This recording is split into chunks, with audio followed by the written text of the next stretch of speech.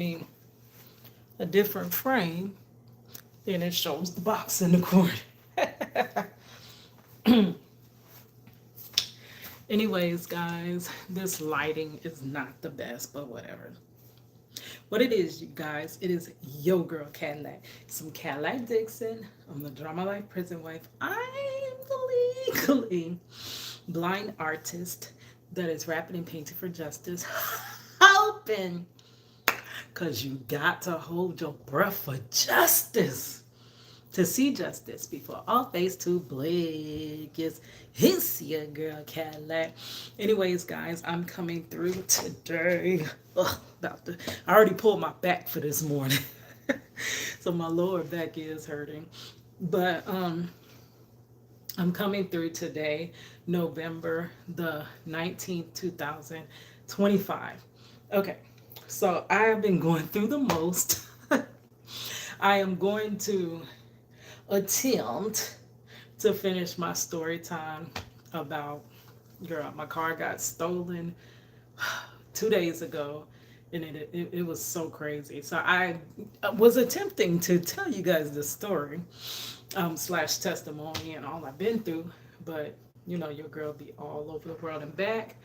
His your girl Cadillac, but got the little ADHD, right, so it's hard for me to stay on track. So I'm going to attempt to talk about what happened while finishing 1250 podcast Project Reach the World.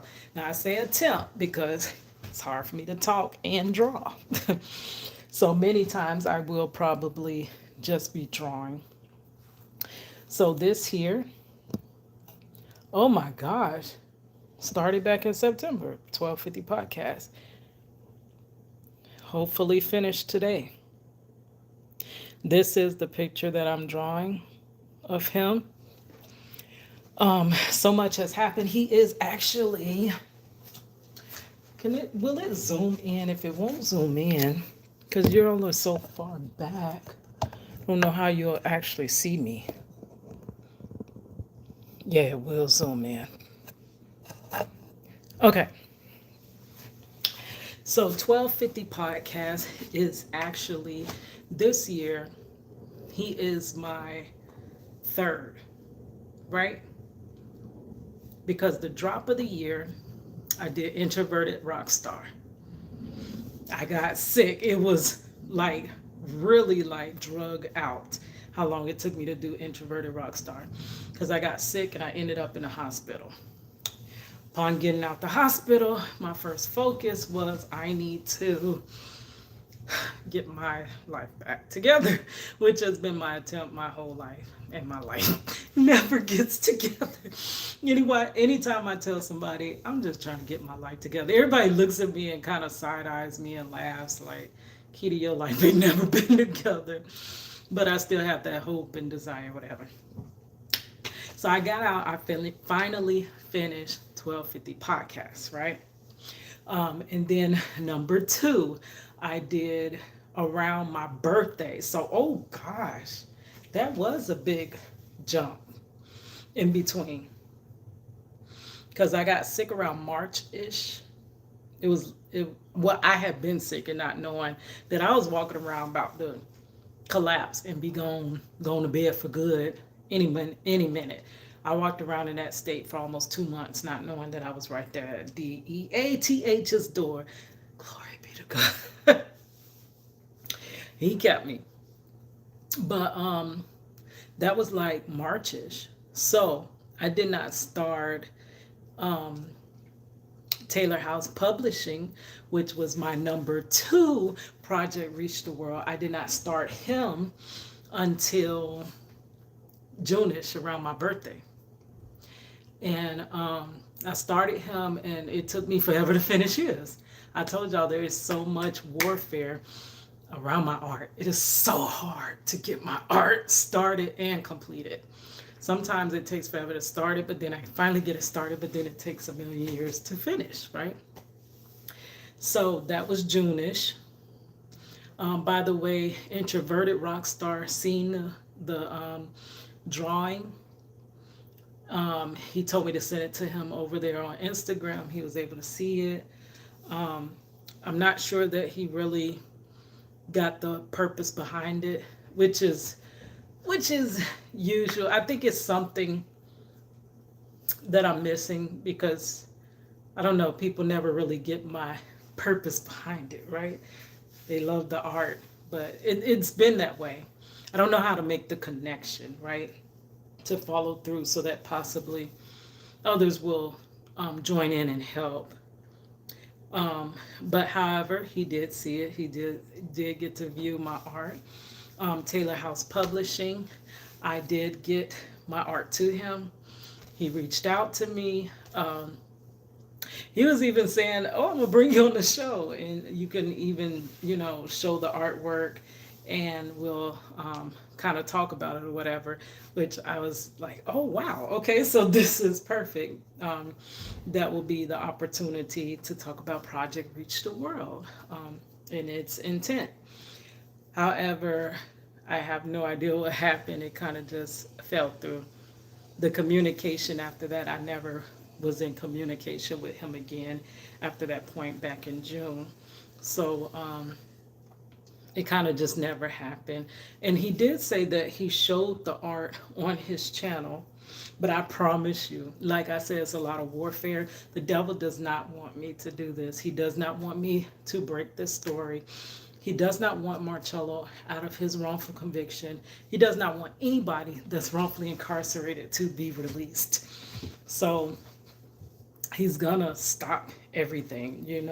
The ball will always drop. It will always fall through. Like that's how it's always been all these decades. Project Reach the World is 20 years old. It never quite follows through. Either the person that I'm reaching out to never really responds, or they respond and just like the artwork, or they respond, like the artwork, want to know more, want to help, but it just doesn't, the action just doesn't come through. It doesn't come together. Now, I'm not at all blaming the individual because everybody is busy. Everybody has their own concerns. Like Taylor House Publishing, he is breaking a whole bunch of stories. He's enlightening so much. He's doing so much for our communities. So I know he's very busy. I would be this much of his life. I would be very, very small, minute. So I know that out of all the people he's trying to help, all the stories he's trying to break, all the issues he's trying to bring to light, it's just, I don't know. It just isn't, I'm not on his radar, at the moment because it's just, he's doing a lot. He's doing a lot, right? So it's very understandable. So he said that he did show it, but I went back and it was so crazy. That day that I was on, I was watching it. He was like, "I showed your artwork. Did you see it?" And I'm like, "No." So I'm quickly trying to go back and watch it. But I was kind of watching it from Disney. It was literally the first time he had his his theme song. Taylor House Publishing, breaking news coverage. Give you the news before the judge discover it. Yeah. I love it. I love it. And it's before the extended version. It was the first version he had of his theme song. And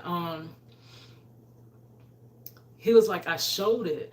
He was talking and then he played the theme song and then he came back with the interview with a former Chicago police officer that was talking about a bunch of alleged corruption within the police department there in Chicago, right? Crazy. So I kept going back. Like after I left Disney, I went back to watch from the beginning, and it doesn't. The video actually starts where he says, "I'm sorry for the technical difficulties," and it goes into. So it was really like where I watched from is where it was. So if he did show the artwork, a Project Reach the World, It didn't record, which that is strategic. The enemy always does it. He always thwarts whatever traction forward. But that's how it is. It's just not my time. Just not my season. Or y'all gotta stay locked up a little bit longer. Well, thank God there is only about 10 to 11, maybe 12 years left of his wrongful conviction. Thank God for that. Because I can't keep fighting too much longer like this. I might just fight for another decade. And then, he will still be just as unjustly done, but at least the punishment for something he did not do would have ceased, which will make it a lot easier. It won't be on the forefront that we have to fight daily for this. Okay, so about September-ish is when I started 1250 podcasts. So now we've passed October, November, that's about over 60 days ago. So we finally finna finish, girl. Okay, so let's get to it. I'm sorry, long-windedness again.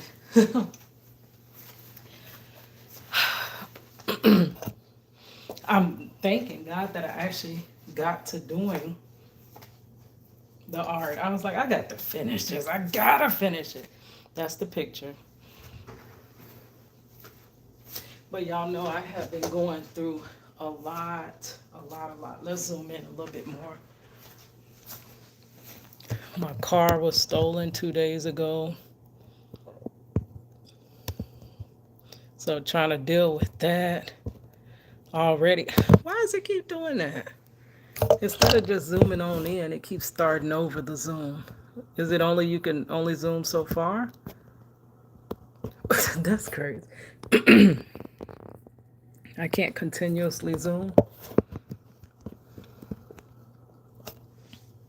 Okay, so I have been going through a lot.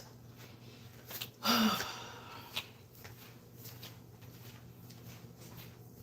told you, can I get that light on? Will they give a little bit more light? I don't know why it looks so dark, even though I got every light on, and I even got the light from the window. Got God's light. But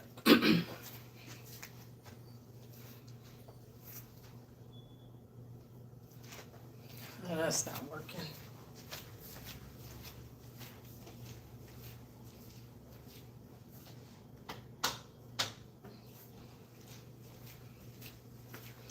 But yeah, so going from needing brakes and knowing I can't afford brakes and trying to figure out how am I going to get these brakes done on my car to, oops, now you don't even have a car.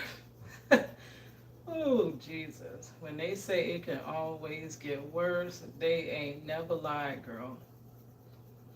So, I told y'all what ended up happening. My cousin had a kidney transplant.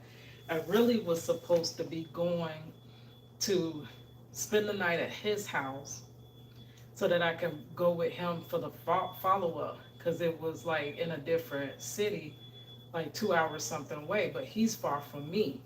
So he was like, just drive your car over there and then we'll ride together out there so you can go with us. So that's what I was attempting to do. But my car not being up to par to really be on the road, especially at night, because my headlight was out and my brakes were not good for the long drive. So you got to drive a certain way before, like I have to be braking way before I need to brake. And I knew I couldn't continue on that way, but that's what we're doing in this time when everything is sky high. We working for no reason, really. I honestly feels like I work for no reason whatsoever, because I'm constantly below needing what I need for everything. And it's really for just bills. Like bills. Like Beyonce never lie. Bills, bills, bills. That's all it is. Like we living to pay bills, and you never get to actually living, never getting to do anything, but barely just survive. I really don't think that's of God. I really don't. I think that is a plot from the enemy, allegedly, to keep you off of God's assignment, to keep you distracted, because you got to figure out how you're going to do this and do that. You can't split your brain. You can't split your brain. You're going to be thinking about that problem rather than doing what you, you know, should and could be doing within your purpose. It's always going to become a distractor, which is why I hardly get to my heart. So I'm always distracted on barely surviving and having a million things come at me at once and having to take cash advances, loans, and borrowing from Peter to pay Paul. And like that crap is, I don't like living like that. I know nobody does. And I know when you express these feelings, everybody's like, but everybody else is going through it too. So you're not the only one. Meaning, be quiet, girl. We're dealing with it. You can deal with it too. But I just am not comfortable with living like this. And I'm just not. And I know that this is not how God saw for us to live. This is the enemy doing this stuff. But that's why we live like that. That's why I didn't get my brakes looked at. That's why I had an oil change only one time this year. And that was because somebody gave me a gift card for my birthday to get an oil change. Like, we now have to make decisions whether we're going to do this, or you can't even keep up on the maintenance with your car because you're trying to pay rent that is 2 and 3 and 4 times higher than it was just in 2021. So, and you're paying for food $50 and you're coming home with just 4 or 5, maybe not even 5 items. Like $50 used to get you almost a week's worth of something. Like, it's so aggravating. So, needless to say, that's why I was hesitant about getting the brakes, but I'm like, I have to get it done. So my dad I said, can I borrow his car? And he's like, well, I don't have my car right now. So that was the no, because he didn't have the car. He didn't have this car for me to borrow. So that was the decider. So I called my cousin and I said, you know what? I'll just come and see you once I get my car fixed and settled. And he's like, well, I'll be here, because he's basically on bed rest in the house for the next 3 months. Shout out to D_Almighty Mac. Got his kidney transplant, y'all. That is gonna be that. Oh, I'm happy for him. But he said, oh, I'll be here. So I'm like, okay, I'll just let you know whenever I am able to get it fixed and I'm able to make that long drive out there. I'm sorry I can't come with you today, you know. So I kind of made plans to stay home. The kids were gone, the grandkids, because they keep me running and stuff. But they were gone because my daughter had clinicals. She's in nursing school, so she had clinicals in the morning, and she likes to just get up and not have to, you know, get the kids together and get them out in the wee hours of the morning so that she can get on to her clinicals, like, on time. So without the grandkids there, I was able to focus. I was working on my getting my channel together and all of this and all that. And I finally said, let me go on to sleep. It's getting pretty late. I'm falling asleep. Rather than pushing against it and drinking energy drinks and coffee to just try to get every single minute out this day, why not accept that I've done enough? I've done all that I can do in this day. You've done what you can do. Be satisfied with it and let it go. Let the day go, and you can do whatever you can do in tomorrow. I try to get everything crammed into one day because it is this constant feeling of I'm so far behind. I don't want to live like this no more. I can't take living like this no more. I can't keep going to this job, working and not having a dime and not even having enough to take care of myself. Like, that bothers me so much. So I'm like, despite that, Kita, go to bed. Ain't like you stand up late is actually getting that channel monetized. They're not paying you for that channel. So you grinding late trying to get that content under order. It's not doing, so this is me talking to myself. I say, yeah, I just get back up at 3 a.m. I go put the food up, finish up whatever I have to do, but I'm gonna just take a little nap. Now, I never would have took a nap. I would have just kept burning the midnight oil because I'm a night owl anyway, and I'm more creative at night.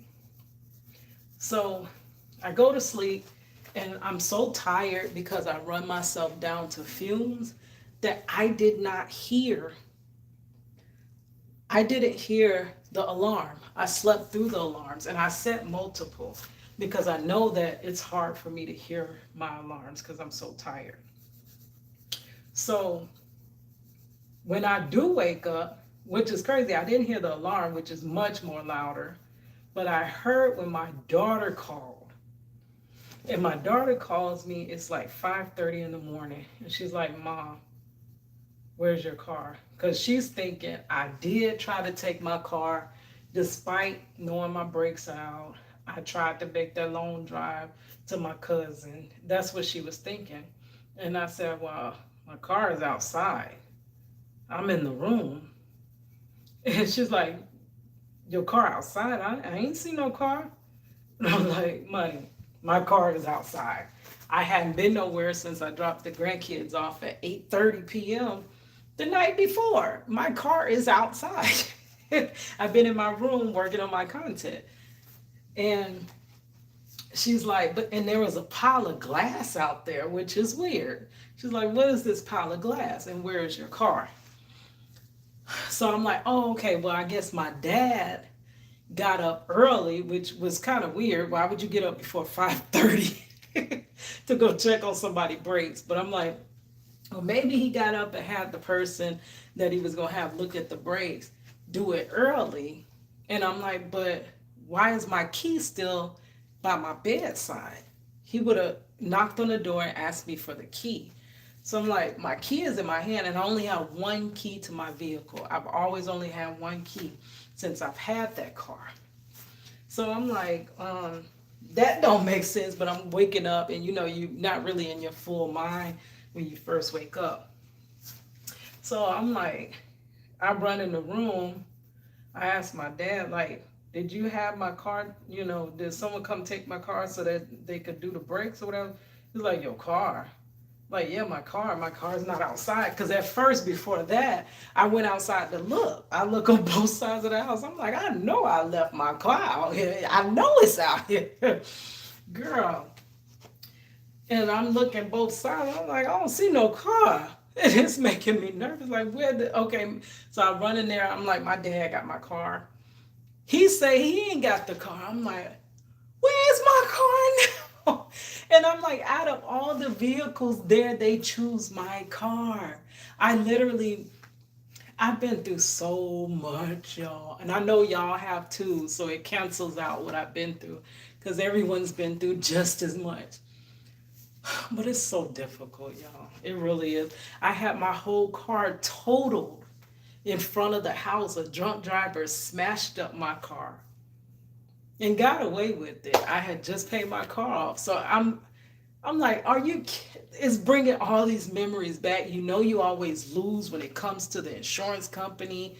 And it's really allegedly just a plot to get your money, because if you ever have to use them, they're raising your rates. You got to pay all this and pay all that. And it's just, I'm barely able, with my daughter and me together, are barely able to pay what we already pay for car insurance. Are you kidding me? You're adding more to the bill load, and I already don't have enough for this, ugh. But I know we're all going through this. So it was really my My grievances are just complaints because everyone's going through this. Ugh. Anyways, so I make peace with it. And I'm like, my car is gone. I tell her on the phone, yeah, my car is gone. She's like, I know ain't nobody stole your car, because my car is not, it's the most humble car on the freaking block. Why would you touch my car? That's like looking, scoping out houses and picking the worst house on the block. Why would you pick that out of any? It just doesn't make sense. That's how I know it's from the enemy. It's from the devil. Because man is picking who to attack by, oh, that's a nice ride. Oh, I would love to ride something like that. Like they said they would love to get a Hellcat. They would love to get a vehicle like that. Why would you pick mine of all vehicles? That it just didn't make sense to me. But when you look at it spiritually, it makes complete sense. It makes complete sense. Devil stay on my tail. He stay on my tail. It is only the glory of God. It is nothing but the grace of God that I make it, because he stays on my tail. And it used to be so much so to I thought I was just cursed, because I would see every crazy bad off the wall thing happen to me. And that's when I started to come into grips. That's when God started showing me around age 40 content about chosen one. And I so align with that. All the stuff they talk about chosen ones going through the most and being outcasted by their family and never being able, that all is just a description of my life. Your best try, you can't do it. Yo good. I don't care if you all day, every day trying to do good for people, you get hate for love. And I realize I'm not cursed. I'm just chosen. That's what I realized. And I only got to that point when I screamed out to God. I said, what is wrong with me? And he said, I'm glad you asked me finally. I can tell you now. And that's when he revealed to me, I'm not cursed. I'm chosen. So the most is going to happen to me.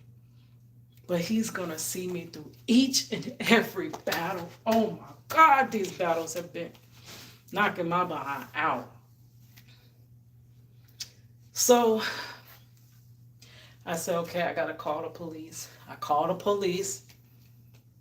Already nervous.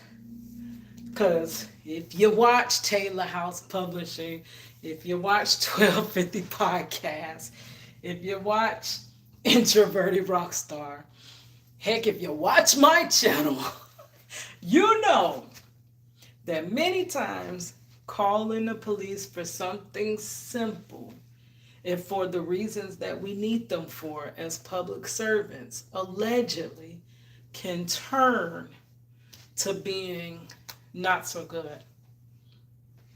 And Taylor House Publishing has covered stories from right where I live, very close to me, like right down the street from me.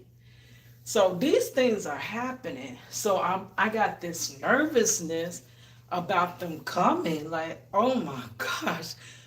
But and I have my anxiety, and my car was just stolen. So I'm like, this is too much. So it's 5:30 in the morning. It's kind of still cool outside. And I called the police. I called the dispatch, the emergency number. And all of this is alleged for entertainment and educational purposes only. So I called them, and it's a guy on the line, and his accent is so thick. I can barely understand what he's saying. And I'm trying desperately with every, and I don't fault nobody for having no accent. That's fine. And I usually can understand, but I can't understand nothing he's saying. And it's really, and what's so crazy, I work at a theme park in Orlando, Florida. You have to deal with so many different accents. So I'm used to that. That is not nothing out of the norm of trying to communicate when there are language barriers between two people, right? But I couldn't understand nothing he was saying. So even getting through the process, at one point I had to tell him, I don't know what you're saying. I'm sorry. I can't understand. But he was patient with me, and I was patient with him. And I guess at the end he said somebody will be there soon. But I really didn't know exactly what he said, to be honest with you. So trying to find my ID, because the first thing I was like, oh snap, what if I left my backpack in the car? If I left my backpack, that means my wallet, my ID, my debit card, my credit cards, and I'm already anxious and overwhelmed. And I'm like, Lord, please, Jesus, please don't let me have left my thing in the car. Or sometimes I take it out my wallet, and because I bought something, I forget to put it back in my wallet, back in my bag, and it's left in my door. My debit card is left in my door. My ID is left in my door. So I'm like, oh, please. So at first I did not see my wallet because I'm trying to prepare my wallet because I know they're going to ask for my ID. Got to produce ID. So I keep myself calm, which is not easy because I usually just go into full breakdown, meltdown. But God has been working on me, y'all. I'm telling y'all. But I'm not no finished product. It's just like this picture. I'm working on this, but it's not finished. I'm a lot less detailed than this. So I find my wallet. I'm praising God. Thank you, Lord Jesus. At least he did not get my things. Thank God, because I would have made that mistake to leave my stuff in the car. And they would have had all that. I did have my work ID in the car that I leave there because of this silly ADHD. Every single day I'm looking for that thing and almost late because, oh, matter of fact, that I got to work tomorrow. I got to remember, find it tonight so that I can be on time to work tomorrow, right? Okay. So that was in the car, but I'm like, I guess I can replace that. So the police comes, they knock, and they're like, we fill out the police report, which I thought was going to be hard because I got carpal tunnel and it isn't easy at all for me to write. But he was like, really, it's not a lot that you have to write. Just, I didn't approve nobody to drive my vehicle. I ain't get nobody no access to my vehicle, and I am the only one approved to drive it, and that my vehicle was stolen without my consent, right? So it's pretty short. So if it was a long drawn out statement, I would have needed help doing it because of the carpal tunnel and stuff. So it is low light. I don't even think I had time to put my contact in. So I am legally blind, but I'm not wanting to tell the police that. Because I'm like, then they'll be having all this questioning about, well, how do you know this? How do you know that? Why do you even drive if you're legally blind? And then you have to go through all of that stuff. And it's already too much. And, I get caught up in my words to where they'll just think you're lying. So I'm out there in the dim light trying to fill out a police report with the carpal tunnel and the legally blind. This is how those issues do bother you and kind of create little obstacles, extra obstacles for you throughout your life, So we get that done, and he's like, well, I see y'all have cameras, so maybe, they caught something. So upon my dad checking, nothing. It was full. It didn't record. One went out. So it was no good.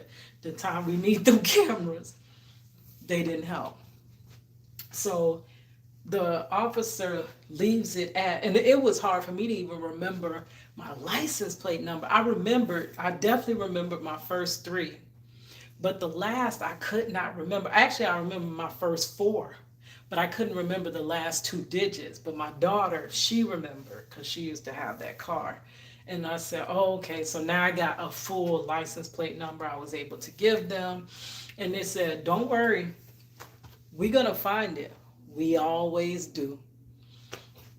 So from the time that I called at 5:30, they came out maybe 20 minutes after. The reporting time was quick because my dad didn't have the cameras. Nobody's really outside, so there ain't no witnesses. So that was kind of quick. That was maybe 10 to possibly 15 minutes. By 6:30, the officer is calling me, and it was a private number. So I don't really like to answer numbers I don't know, but I'm like, couldn't be nobody else calling this time of morning. Like telemarketers aren't up yet. Scam likely is not up yet. So it gotta be the officer. So I answer.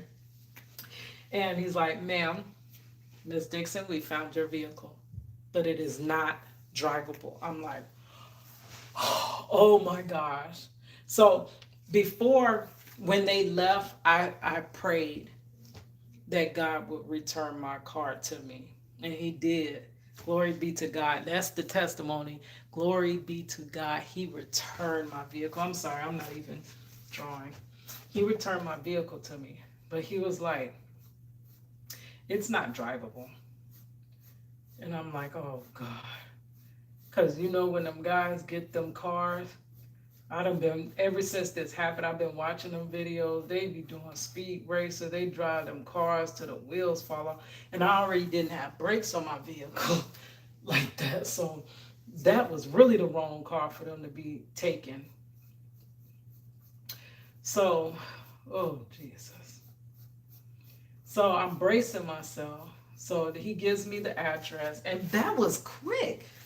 He was like, we always find it. He finds it right around the freaking corner from me. Not even two neighborhoods over. Less than 5 minutes away. My vehicle, all the way in the back of the neighborhood. He says, here's your vehicle. We already searched it. They had already searched my vehicle before we even got there. We don't see nothing that they just let us know. Was it anything that looks like it may not have been yours, but it looks like it's probably all your stuff that's in the car. It doesn't look like nothing else. It's just the broken glass, the panel, and the ignition just destroyed. But they didn't destroy the interior of the car. They didn't destroy, because they say they be taking the door panels off. They do all types of stuff to these vehicles when they take them. But it's not drivable. So when I heard it's not drivable before getting to the scene, I thought it was totaled.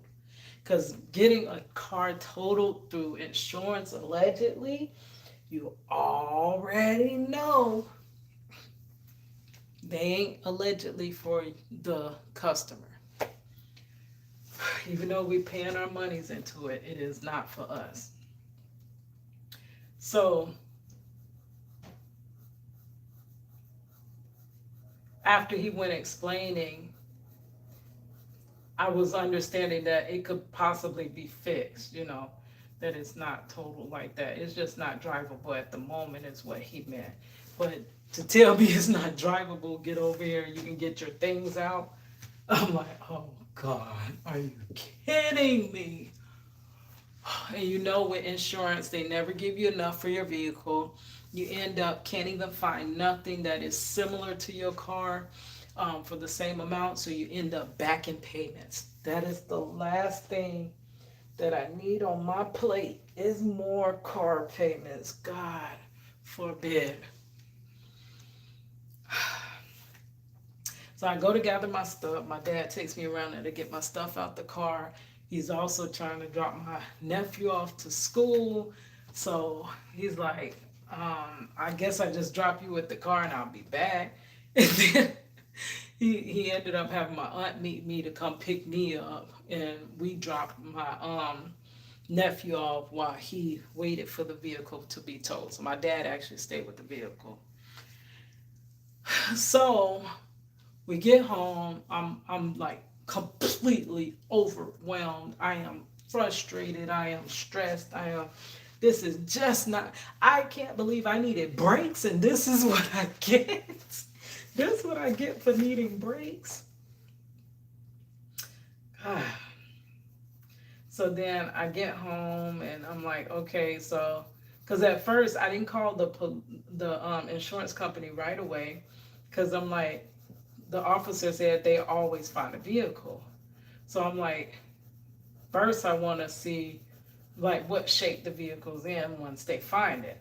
So now the officer is saying that the vehicle is, not drivable, but it could be fixed. So now it's like time to, I guess, have to file a claim. So I call. It was too much then too. It kept being an automated thing, just kept answering me. And it was giving me the spin around, the run around. Talking about, well, we just sent you out a link to finish your claim and this and that. And I'm like, and my life is so backed up. All my emails, one by one, just keeps going full. I don't know what the heck is going on. It just keeps saying your storage is full, storage is full. And then when you go in trying to empty out the emails, it doesn't matter what you delete, you never regain enough storage to use the email again. So I'm like, I need to speak to somebody. So I had to call a couple times. And finally, they tell me that, okay, we'll have somebody call you back. You're 570 something in line. I'm like, are you kidding? 570 something in line. And then that's when it said, well, you can request for a callback. I'm like, yeah, my phone is not, the battery about to go, the battery slow charges, so my phone will never last that long. So just call me back. So it says it's about 90 minutes before they call me back. They called me right back. I mean, it wasn't even 10 minutes, so I don't know what that was about, saying 90 minutes, but it calls me right back. And so they start the claim process, and they was telling me everything. I realized I took the highest deductible, so I had to come up with $1,000 just to get the car looked at. The reason we take the highest deductible is because it brings down our monthly rates, because we can barely afford that. Not thinking we're ever really going to need it, but that's when you need it. So I'm like, I went from not even being able to pay the 200 something for brakes to now they got the vehicle back. I got to pay this $1,000 something for my deductible. And guess what? I still got to do the brakes. I'm like, are you kidding me? I know you kidding me. I know you're lying. So then they complete the claim. And then the lady says, hold on. Wait, you don't even have comprehensive insurance. We filled this out wrong. You only have collision. I'm like, huh? She's like, yeah, you don't have comprehensive, which is for weather damage, which is for animals, like if an animal jump out in front of you, which is for this, if your vehicle's stolen. I'm thinking that's all walked together. I'm thinking I have full coverage. And they're like, no, you really only have if you're in an accident, it covers your vehicle or their vehicle, and the amount of maybe physical, up to a certain amount threshold of physical therapy and stuff. That's it. So all that I'm paying for, I still don't have what I needed. All this money I'm putting out monthly, bi-yearly, and still not having the full amount that I need to cover this issue. So what it boiled down to, I'm gonna have to stop there. That's my daughter. But we'll be back. This is getting long anyway.